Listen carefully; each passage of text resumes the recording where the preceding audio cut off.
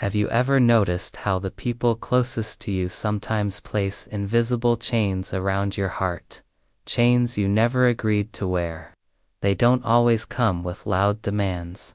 Sometimes they come disguised as favors, whispered as emergencies, or cloaked in love that feels like obligation. And before you know it, you are no longer living your life, you are carrying theirs. This is not compassion. This is not love.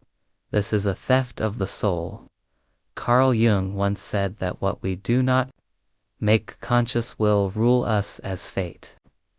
And too often, the fate that rules us is not even ours. Imagine standing at the twilight of your life, years of labor etched into your skin, scars and triumphs woven into your story. You should be free, walking in peace, savoring the silence of mornings that belong entirely to you. Yet instead, you wake with a weight pressing down on your chest. Not your mistakes, not your burdens, but the endless debts, dramas, and duties of others who never learned to carry their own shadows. They hand them to you, smiling as if it were natural, as if it were your role to absorb their storms. And you, out of love, out of guilt, out of fear of being judged, say yes. You let the rope tighten around your neck until you can hardly breathe. But let me ask you something uncomfortable. Why are you sacrificing your soul for someone else's lesson? Every time you agree to take responsibility for what is not yours, you betray yourself. You silence your own needs. You dim your own fire. You become, in Jung's words, possessed by the shadow, enslaved not by your own darkness, but by the projections of others. It begins small. A phone call. Can you help me just this once? A plea. You're the only one I can count on. And because your heart is generous, because you cannot bear to disappoint, you say yes. But one favor becomes two. One emergency becomes a pattern. Before long, you are not supporting, you are saving. You are not helping, you are enabling. You are rowing a sinking boat, while the one who owns it sits back and lets you drown. And then the cruelest twist, when you grow tired, when you dare to whisper no, they turn to you with eyes sharpened by blame. How could you? After everything I've done for you, after all the love we share, how can you refuse me now? That is not love.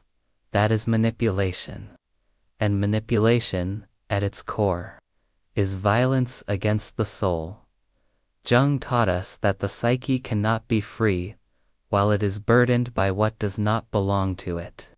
Individuation, the process of becoming whole, stripping away the masks and false duties we have unconsciously accepted. It requires looking at someone we love and saying, "Your shadow is not mine to carry." It requires the courage to watch them stumble, maybe even fall, and resist the urge to play savior. Because every time you rescue someone from their own consequences, you steal their chance to awaken. You condemn them to repeat the same mistakes again and again, while condemning yourself to exhaustion and resentment. Think about your own life. How many times have you said yes when your whole body screamed no? How many nights have you lost sleep over problems that were never yours to solve? How many dreams have you postponed because someone else insisted their crisis mattered more than your peace? This is not compassion. This is self-erasure. You are not a bank. Yet how many times have they come with open hands, asking for money that was never returned? You are not a nurse. Yet how often have you been expected to tend endlessly to wounds that were not physical but emotional, wounds that the person refused to heal themselves? You are not a savior. Yet how often have you been cast into that role, the one who absorbs every failure, every mistake, every bad decision of the people around you. The truth is brutal, but it must be spoken. People will use you as long as you allow yourself to be used. They will keep drinking from your well until it runs dry, and then, when you are empty, they will move on to the next source, and you will sit there, hollow, wondering why no one ever cared enough to give back what you poured out. But here is the secret that Jung whispers from the depths of the unconscious. Your exhaustion is not proof of love. Your suffering is not proof of worth. Your sacrifice is not proof of goodness. These are illusions, shadows cast by a society that taught you love means self-denial. True love does not demand that you destroy yourself. True love does not demand endless giving without reciprocity. True love does not leave you drained and invisible. Let's pause here. Think of the metaphor Jung so often used, the rope pulled too tight. What happens when tension continues on a rope already frayed? It snaps. And when it snaps, everything it was holding collapses. You are that rope. You are frayed. You are stretched. You are at risk of snapping under the weight of obligations that were never meant to be yours. Ask yourself, when did you last feel light? When did you last wake up free of guilt, free of duty, free of the endless to-do list of other people's lives? If you cannot remember, it has become the silent mule carrying everyone else's baggage up a mountain. They refuse to climb, but here is the truth you must face. You are allowed to set it down. Yes, people will be disappointed. Yes, they will call you selfish. Yes, they will accuse you of betrayal. But their disappointment is not proof that you are wrong. It is proof that they were benefiting from your exploitation. Jung said that what we resist will persist. And if you keep resisting the truth that you have been used, you will persist in being used. Until you bring it into consciousness. Until you confront the shadow of your own people-pleasing. Nothing will change, so the first truth is this. You must never again take responsibility for what is not yours. It is not noble. It is not kind. It is the slow suicide of the soul. But exploitation rarely ends there, does it? Because when people realize you are willing to give your time, your energy, your care, they move to the next theft, your money. Think of this carefully. Money is not just paper. It is not just numbers in a bank account. Money represents years of your life. Every dollar is a piece of your time, your effort, your energy converted into value. So when someone asks you for money not out of emergency, but out of habit, they are not just asking for cash. They are asking for your life. And when you give it, you give away hours, days, even years that you worked for, that you suffered for, that you will never get back.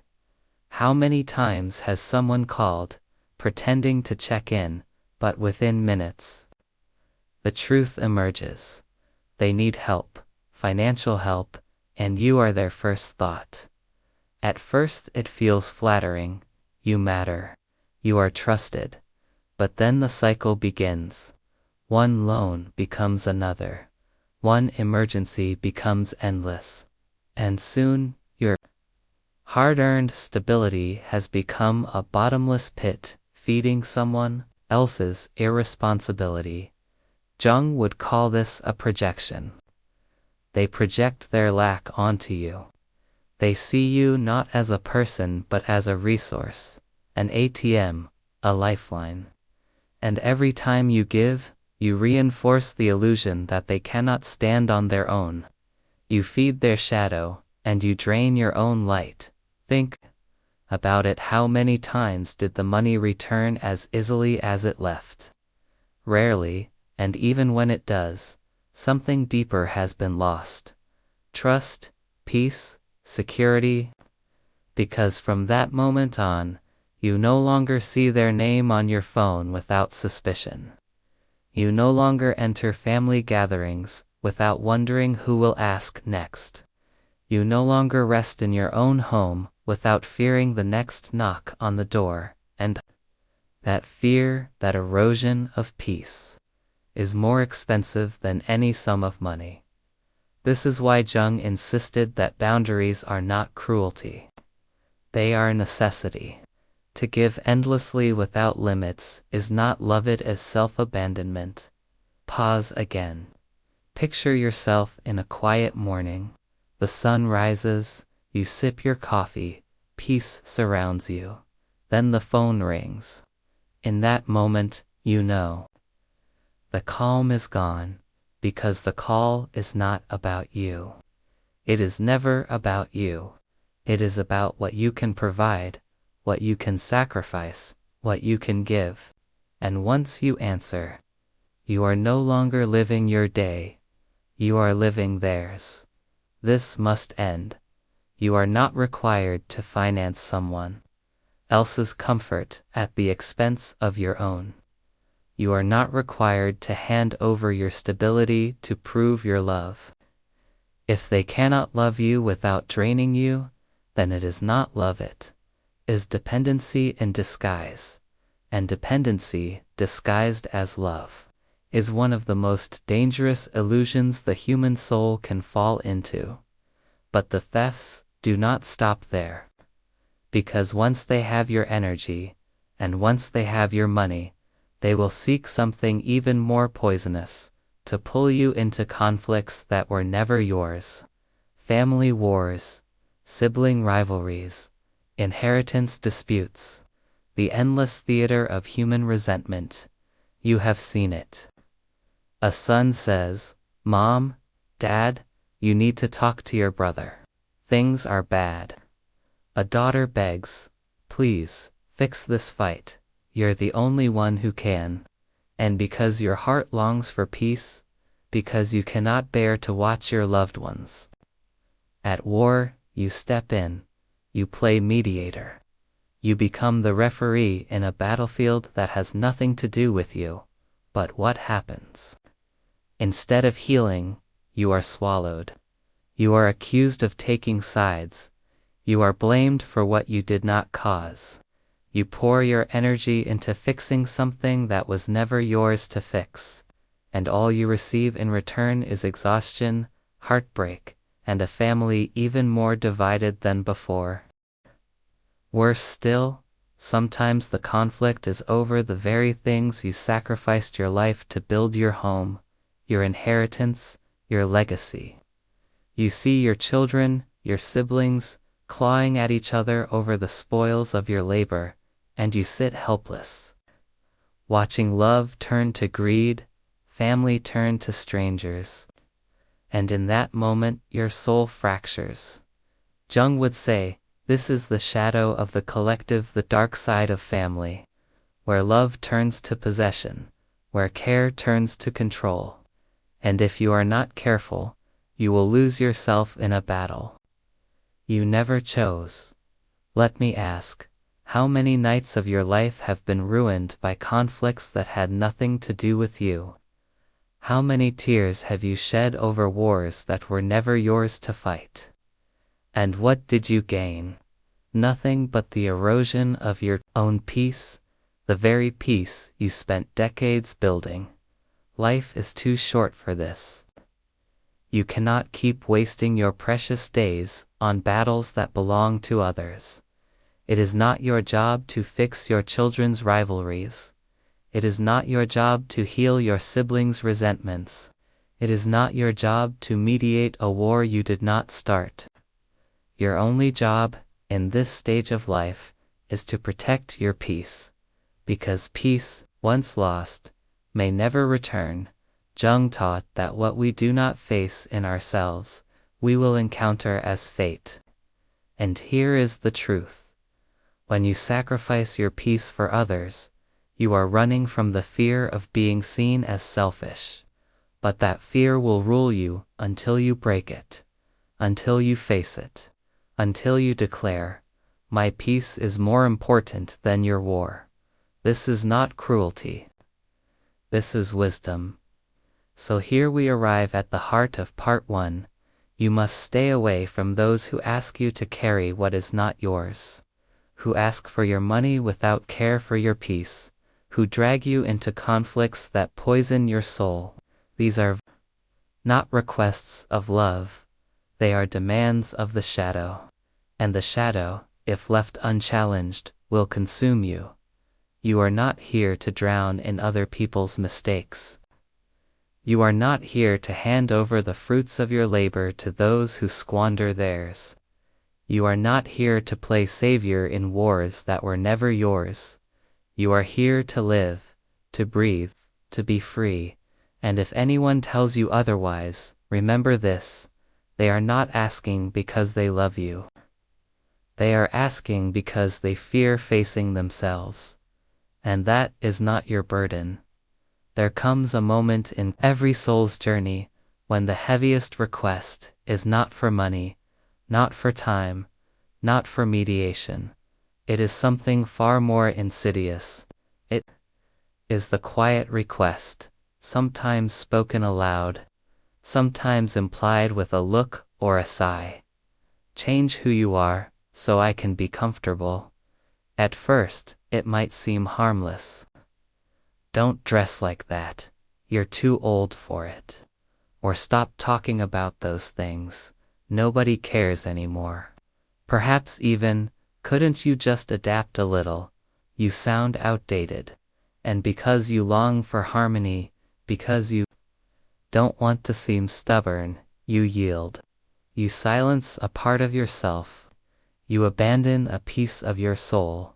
But with every small surrender, you lose something irreplaceable: your essence. Carl Jung warned us that the greatest danger is to live the life others expect, instead of the life that calls to our deepest self. He called this individuation the sacred path of becoming whole, of becoming truly who you are. And every time you bend to erase yourself for another's approval, you step off that path. You become a ghost in your own life. Why should you have to erase the music that once carried you through heartbreak? Why should you have to silence the words that echo your truth, just because someone else feels discomfort? Why should the colors you wear, the books you love, the habits that bring you joy be traded away, as if your history, your story, your uniqueness no longer matter? This is not love, this is control. And control, disguised as advice or care, is poison to the spirit. Think of all the years you have walked, the battles you survived, the wisdom you gathered. Your identity is not a costume to be discarded at someone else's request. It is the crown forged by every sacrifice, every lesson, every triumph. To ask you to remove it is to ask you to betray your very soul. And yet, so many give in.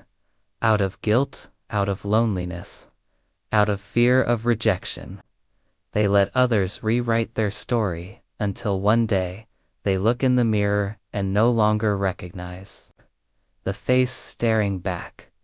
Do not let this be you. Your authenticity is your greatest treasure. Jung would remind us that the self is the totality of who we are: the light and the shadow, the known and the unknown. To amputate parts of yourself for others' comfort is to mutilate the self. And mutilation is not love. But perhaps the most dangerous request is not even to change who you are. It is something darker: to place another's emotions, another's happiness, above your own. How many times have you been told, "If you love me, you'll do this"? How many times has someone said, "Don't you see how much it hurts me when you choose yourself"? How many times have you swallowed your truth, your desire, your need for freedom, because you feared disappointing someone else. This is emotional blackmail, and it is one of the cruelest chains a human being can endure. You were not born to be a supporting character in someone else's story. You were not born to sacrifice your joy so that others may avoid discomfort. You were not born to carry the fragile egos of those unwilling to face their own shadows. When you give in, when you silence your needs, you may think you are keeping the peace, but what you are truly doing is killing your own light. You are teaching your soul that it does not matter. You are teaching yourself that your life is negotiable, that your happiness is disposable.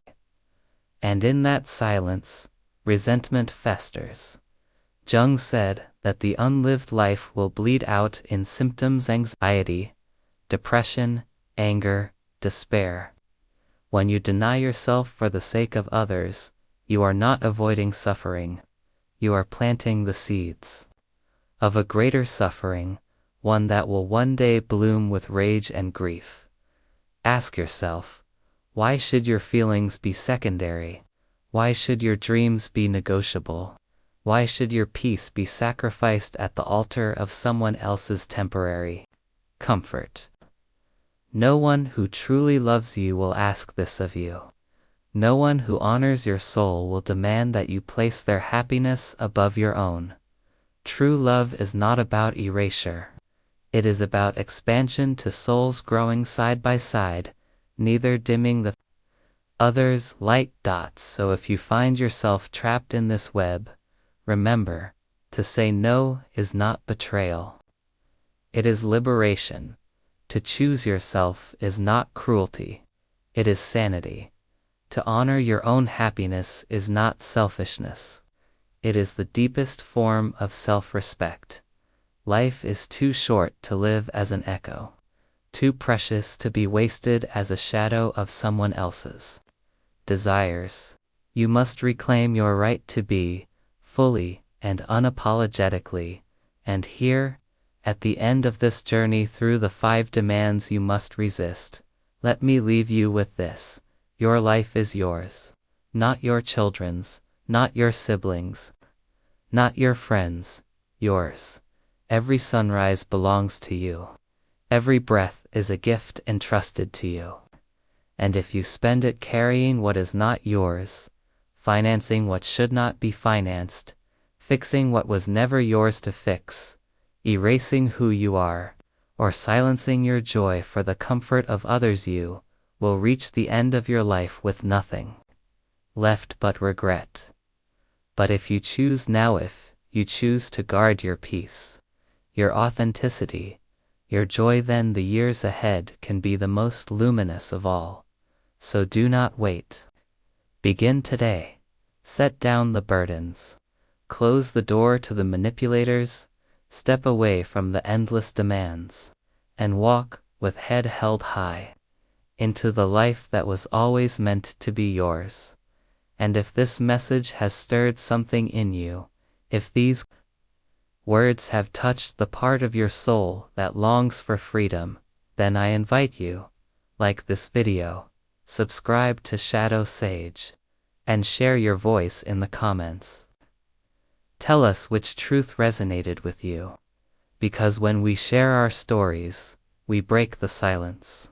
And breaking the silence is the first step to reclaiming our lives. This is your moment. This is your life. Protect it fiercely, live it fully, and never again give away the peace that you have fought so hard to earn. Asterisk. Hashtag Carly Jung. Hashtag shadow work. Toxic relationships. Hashtag self-worth. Hashtag boundaries. Hashtag emotional healing. Number psychology. Hashtag shadow sage. Hashtag mental health. Hashtag life lessons.